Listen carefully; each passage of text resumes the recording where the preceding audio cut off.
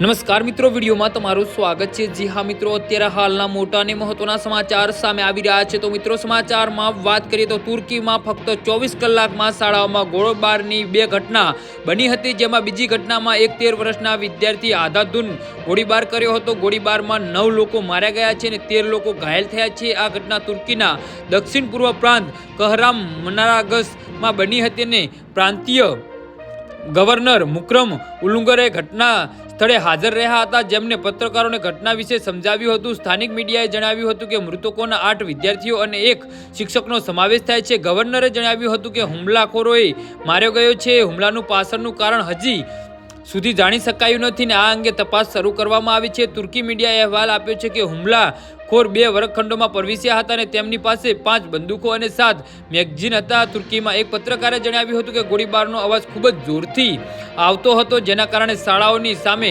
અંધાધૂની ફેલાઈ ગઈ હતી। જી હા મિત્રો, તો આના વિશે તમારું શું કહેવું છે તો નીચે અમારી કમેન્ટ બોક્સમાં જરૂરથી જણાવજો અને અમારી યુટ્યુબ ચેનલને સબસ્ક્રાઈબ કરવાની ભૂલતા નહીં। ધન્યવાદ।